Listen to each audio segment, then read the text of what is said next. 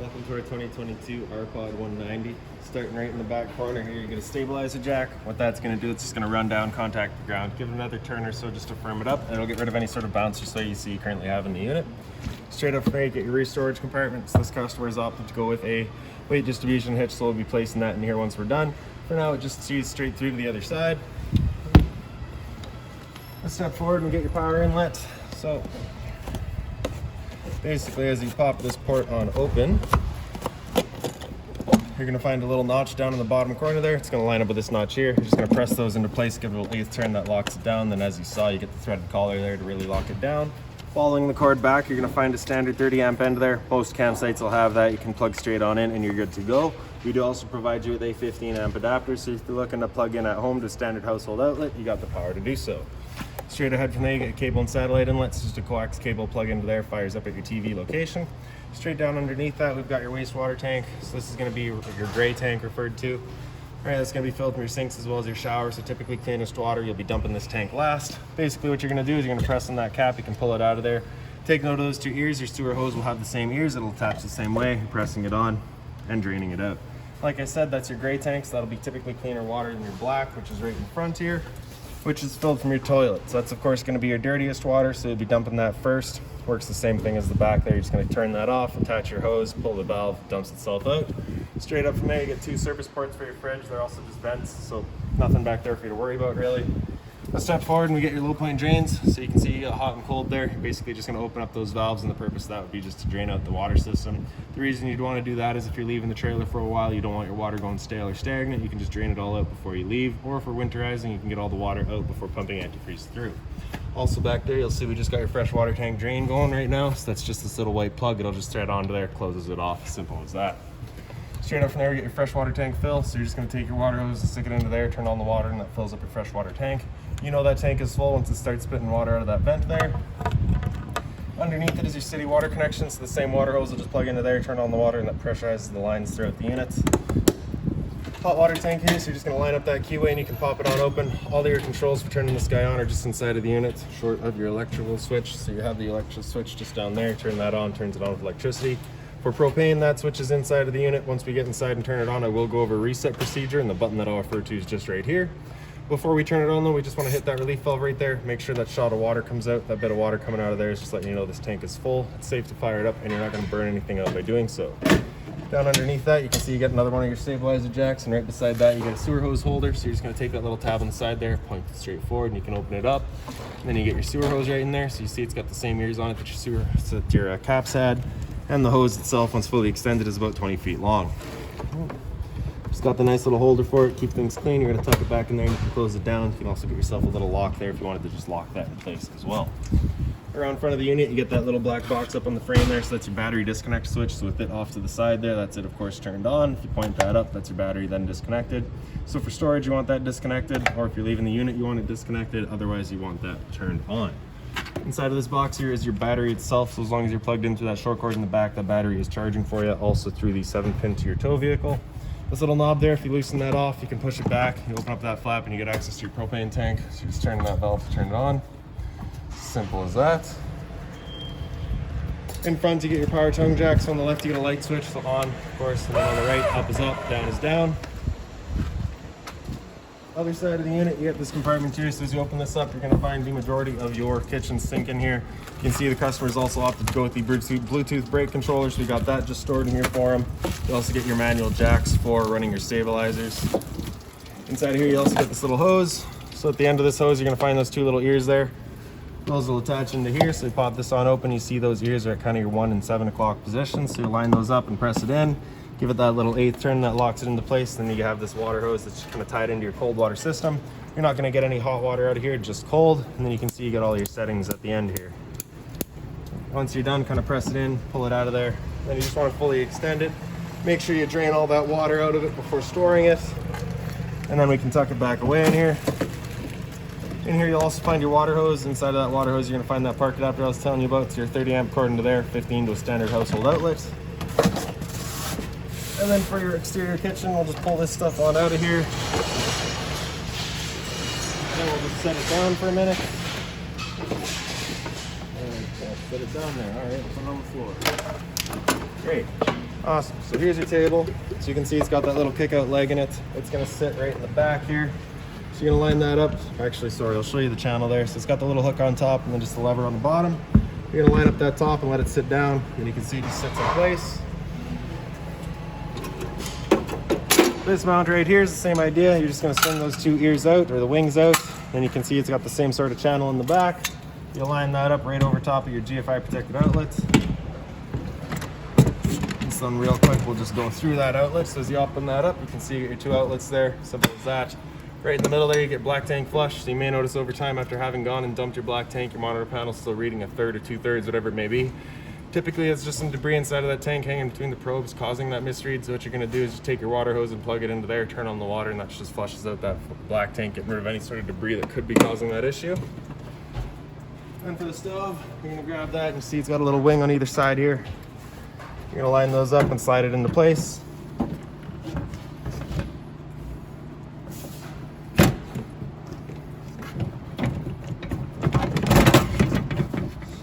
Right, and then you get the little safety clip at the end there to lock it in.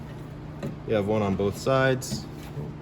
And your propane hose here, so I'll just show you this valve real quick. If you have that valve opened up, you cannot undo your quick connect, so it's just kind of an added safety. You have to close that off before you can disconnect it. Right. Then in the back here, you're gonna pull it back, press it onto there, lock it down, open up the flow. And then right on the trailer here, you get the same valve, pull the dust cap out of there, push it back, attach the hose, open up that valve. And then for the griddle, you're gonna press it in, turn it in past light, and you're just gonna kind of rapidly do this and let it clear the air to that propane line. Then you can see once the propane's here, it fires right up. Once you're done, press it in, turn it up to off, let it cool off. Then we'll close off the flow at the stove, disconnect it there. Close off the flow at the trailer and disconnect it there. And then I just like to attach the hose to itself, just ensures that absolutely nothing's getting inside of there. And your dust cap at the trailer as well. And then taking it down is just backwards. You did see how I had this kind of sit on top of that kind of winged assembly there, that mount. It just kind of sits in nicer, and then you're just storing it back away. Simple as that. And then towards the back, you just get your rear storage. Right, so that just magnetically latches open. Simple as that. And then in the back of the unit, you get your spare tire. There you go. So right before we get inside, I'll just point out your porch light as well as your exterior speakers. Your assist handle goes up 90 degrees and it falls into place. Then you can open up our door. The door does have the little bumper on the back, so just be careful of that. It does hit the fender there. Your steps, you're gonna grab it and pull it straight out. Flip that last step over, and then we can step on inside. So first things first, right on the right there, you get your fire extinguisher. So that's standard, pull the pin, point, and shoot. Beside that is your converter. Press the top and center and it pops on open. Get all of your breakers on the left side there. Whenever a breaker breaks, it sits in the middle, so just turn it off and then back on to reset it. And on the right side, you get all of your fuses. Up from there, you get your storage. And this top one here, you're gonna find kind of your TV remotes and all that. Inside of this binder is all of your owner's manuals, any keys, anything like that for the unit, you find right in there. Power outlet, USB outlet, and then you get your TV here as well. It is on a mount, so it just kind of slides up and out of place. On the right side, you get your 12-volt outlet for it. So if you're storing the unit, you just want to make sure that, of course, you got your disconnect up front disconnected, or just pull that out of there just to make sure that your TV is not drawing on your battery the whole time. Far right corner there, you get your interior lights, does all your inside lights. Porch light there turns on that amber light outside. Awning LED does the strip below your awning. Awning itself is on the far left here. Press and hold extend, and that awning makes its way out. Once that awning's fully extended, you'll see a little black flap come down as well as the black metal tube. Once you see that, you're going to want to stop. If you were to continue extending, it can actually wind itself up backwards, in which case the fabric will be underneath the tube, allowing it to then hold water, accelerating the growth of mold and mildew.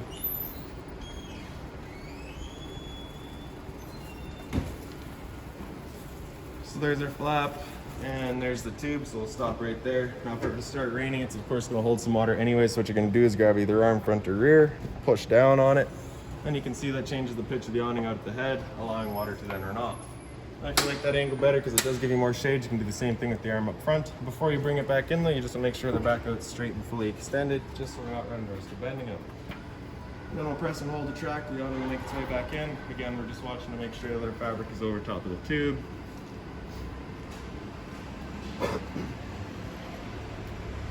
And another thing to keep in mind with your awning is once you get up to about 15-20 kilometers an hour wind, you want to bring it back in. Again, just so you're not running the risk of bending your arms, because it does catch all that wind.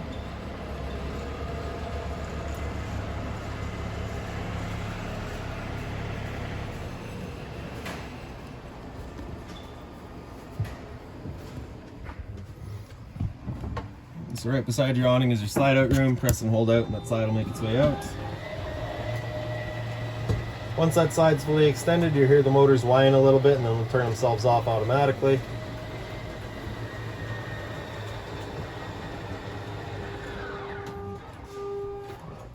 Stereo just beside it there, so you get your power button in the top right, turn that, turns it on, press it again and that'll mute it, press and hold to turn it off. Bluetooth down below to connect to your phone, AM, FM in the center there, just get through all of your bands and your AM, FM of course. Auxiliary in the bottom, so if you're running through that HDMI down in the bottom corner here, or the USB, if you're running that, then you get your pause and play, your Seeks. The knob there, if you press it, you can get into all your settings, that is volume otherwise, and then speaker zone 1 and 2 is just going to switch between your in or outside set of speakers. Blinds throughout the unit are all just on this tension system, so they just kind of sit wherever you leave them, right across the back there. This table here, if you just kind of wiggle it up, you can get it out of the table legs. You can then take the label legs and wiggle them out of their bases and lay them down.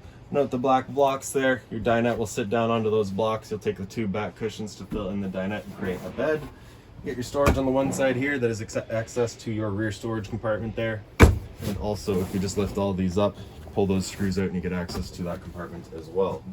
Into the kitchen here, you get your storage up top. Hot and cold water at the sink, of course. The sink cover is just soft, so nothing hot on it, please. A little bit of more storage down below. There's a light switch up here as well, so just got that little center button on it. Then we can flip up your stove. Turn it over to light. Hit it with the lighter, it fires right up. Now the first time you go to use your propane system, especially if you've been away from the unit for a while, will take a minute to fire up just because it'll have to clear all the air to the propane lines. It's perfectly normal. Down below you get your microwave. Microwave does have the convection feature, so you can kind of cook in there as well. LP detectors on the side there, so propane's heavier than air. It sits on the floor, that guy detects it and starts going off just like a smoke detector would. Straight up from there we get your monitor systems. On the bottom right you get your water pump switch, so as you turn that on, turns on your water pump, drawing out of a fresh tank to pressurize your lines. Water heater on the left there, as you turn that switch on, you get that little light there letting you know the ignition sequence will start. Once that sequence is started, that light will go out. It'll try that 3 times. If after the 3rd try it hasn't fired up, that light's going to come on and it's going to stay on. At that point, you'll be going and using that reset button that we'd shown you. So stood right here, you can hear the click of the igniter and the whir of the flame. We know that tank is good. Batteries on the bottom here, so you can see, should be C for charging. G would be good, F is fair, L is low. I've got your battery disconnected, that's why it's not charging. Fresh tank, so as you fill that up, you go to 1/3, 2/3 and full. Same idea for your black and your gray. And then into the bathroom here. So your light switch is just up on the wall. Toilet straight down from there. Flush is just front and center. GFI protected outlets. And then your medicine cabinet up here as well. You'll notice down below that you do have a toilet paper dispenser, so that's just not installed simply because location is personal preference. Right up top here, you get your roof vent, so you're just going to pull that knob down to unlock it, and then you can turn it to open it up. And then in the back corner here, you get your fan speeds 1 through 4. After 4, if you hit it again, it just comes back down to 1. If you're looking to turn it off, just press fan off, and then you can close it back down. Once you have it closed tight, you just press that knob back up into place, and that locks it. Then you get your hot and cold water at the sink, a little bit of storage down below. And right behind me, you get your shower. So pretty straightforward. You get the standard head and hose, just kind of the addition of your shower miser here.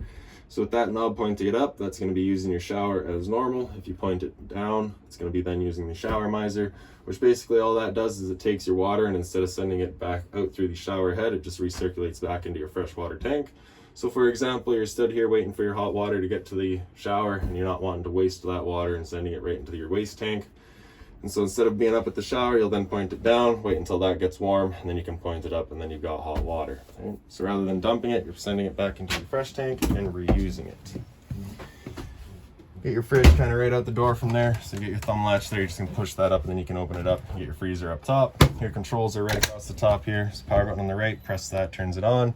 Middle button there is mode, so you can see that light over at LP gas is first going to be running on gas. If you hit it again, it'll go into over into auto.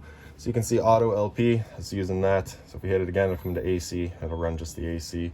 Auto first is going to look for AC power. If AC power is taken away, it automatically flips over to gas. Right? So we may just not even be plugged in right now. Right? Temp set, you can get through 1 through 5. Right? And as it says there, 1 is cold, 9 is coldest. Power button, turn it back off, press and hold, I think. Yep. Closet space beside, as well as your drawer space underneath. And another little storage cubby down in the bottom. And then right at the bottom here, you also get your central vac. So you're just gonna slide that open, you attach your hose into there. Power button there turns it on. I guess we aren't plugged in, like I said, right? This guy right here is tied in with that as well. So if you open that up and you have all of your dust swept up over here, it'll suck that up for you. Then across the front, you get your bed, and right down in the front of it, you get your GFI protected outlet. It's a test on the bottom, reset on top. So if you ever have outlets that don't work, it's the first thing you should check. Of course, it's not working right now either because we're not plugged in.